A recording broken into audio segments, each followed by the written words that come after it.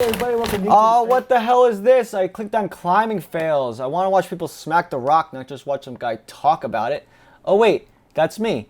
Hi everybody. Welcome to Beta Climbers, YouTube's favorite underground climbing channel. I'm your host, Joshua Perry. Here, we don't just try to enjoy the lovely climbing fails that are on the internet, but we try to learn from them, which is learning the easy way so we don't make the same mistakes. So strap in, relax, grab your favorite snacks, and get ready to enjoy. But first, a word from our sponsor. Hi everybody, it's your favorite climbing pixie stuff. Sorry, I think I swallowed some pixie dust there. So this holiday season, I want to make it super special for one lucky climber out there. So every $5 spent in my merch store will give you one entry to win a whole bunch of climbing stuff. So head over to the link in the description below, pick yourself up a sticker or something, and hopefully I'll be reaching out to you this Christmas and sticking some extra stuff under your Christmas tree. All right, see you guys next time. Bye.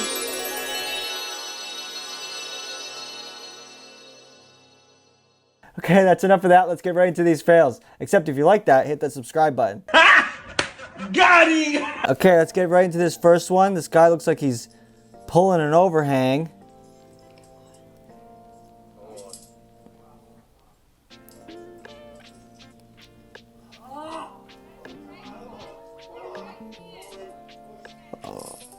Oh! Oh, that was brutal. Okay, let's rewind and take a look at what happened there exactly. Okay, so he's getting ready to fall and he's taking the fall. The good thing about where that belayer is it's giving the climber a lot less shock, because basically the farther down that belayer is, the less of a factor fall that the climber is going to have. So it's good that he's, could he be lower? I don't know. I guess that's where the pitch is. But basically what I'm saying is, I've seen certain climbs where the belayer will be right underneath that overhang. And if the climber was to take a fall there, and that apparently a piece popped, then it would have been a worse factor fall than if the belayer was lower. So sometimes it's better that the belayer is farther down. You get more rope weight and more rope drag, but for reasons I just described, it could be better situations. So anyway, let's see. He takes this fall. Okay. So his piece pops. So if his piece didn't pop, I think he would have just hung right there.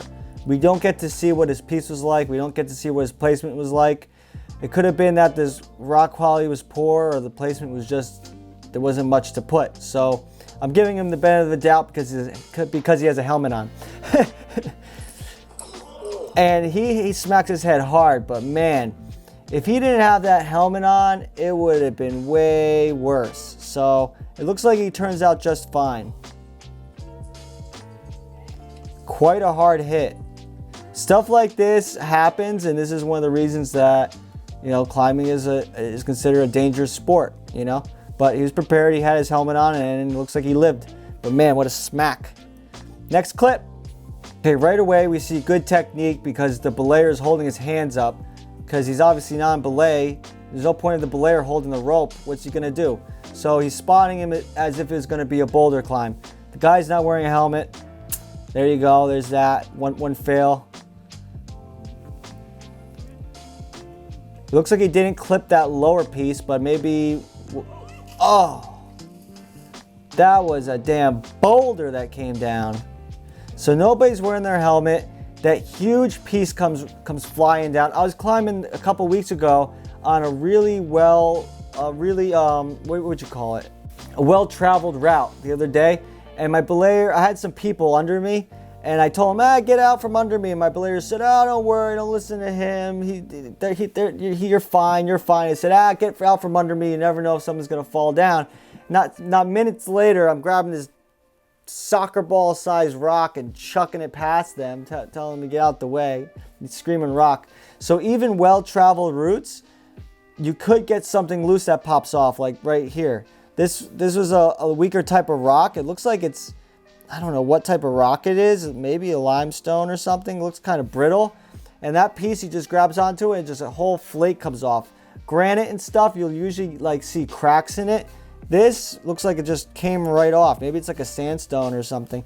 So yeah, pretty dangerous. Nobody's wearing their helmet. This is stuff you got to watch out for. Always watch out for falling debris and rock fall and stuff. Common hazard, common injury is definitely rockfall. You have to worry about people dropping gear, or dropping all kinds of stuff, or dropping rocks. And if someone screams rock, get ready to run and you know, don't get hit. That's the name of the game. Okay, let's check this one out. Looks like it's just a high ball boulder problem. I don't know when a boulder gets, what's the height that a boulder has to be at to be considered a climb and not a boulder. You know, stuff that's at the point where you could fall down, break your ankles, and ruin your career. You may as well just be climbing with a rope on. That's what I say. He's looking pretty solid. Oh man. Okay, let's rewind it a bit. So basically, the main gripe I have against this one is, first of all, he's going up really, really high. I mean, if he's going to top out up there, I don't even know how well those pads would have done, because he's got a bunch of pads down there. So looks like ankle breakers though. But anyway, no one's there to spot him. Everyone's just got their camera out. They're just filming him. You need somebody there at least spotting you to catch your fall, so you come down straight if you're going to be doing stuff like this. This guy looks like a young guy.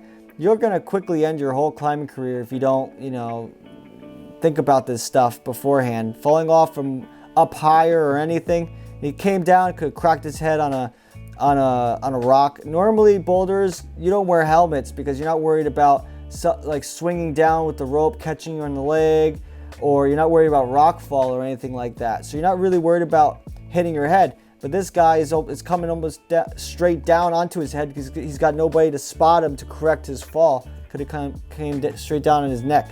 So looks like he's all okay, and everything turns out okay. But yeah, lesson learned. Get a spotter. So this next clip, it looks like they're practicing some traverse trad climbing. The thing is, they're doing it on a boulder, and your biggest danger when climbing is, I guess, hitting the ground. So if you're doing it on a boulder, you're pretty close to the ground. So I mean, if you're gonna be doing it, you have to like zipper it up. And zippering it up, when you zipper up a climb, it means it's kind of like a zipper. You're putting something like every couple inches, because since they're doing a traverse here, he's out maybe 6 or 7 feet. So, and then you add the slack, the factor of the slack, you could have easily hit the ground. So if you're gonna practice something like this, you may as well just put a whole bunch of gear. And when you're doing traverses, if your gear is really staggered or far apart, that's when you're gonna make a big swing. You're gonna swing to wherever your last piece was. I had somebody commenting down in the description below, asking me in the comments below, asking me how you traverse climb, and I guess I'll make a video on that later in the future. But basically, it'd be better if your pieces were closer. You're gonna fall less, and you'd be able to get back to your pieces easier if you have to retreat or whatever. So yeah, barely misses the ground, swings to their partner, swings to where their last piece is. That's typical. It's pretty funny to see people, you know, leading that. So in one case we had a highballer who wasn't using a rope. In this case we have a smaller boulder and they are using rope. But at least, you know, they're practicing, so yeah, whatever. And they're wearing their helmets, so kudos to them. Wasn't a complete climbing fail, but could have been if they hit the ground, that's for sure. Next clip. Okay, so right away, if you're a Climbing Fails fan, you should recognize a hazard in this clip. The rope is behind his foot. So you'd think that if the rope is back there, it's out of your way, except that's not the case. His foot is behind the rope, so that's probably gonna flip him over and he's gonna go upside down. Typical. Let's watch and see what happens. The suspense is killing me.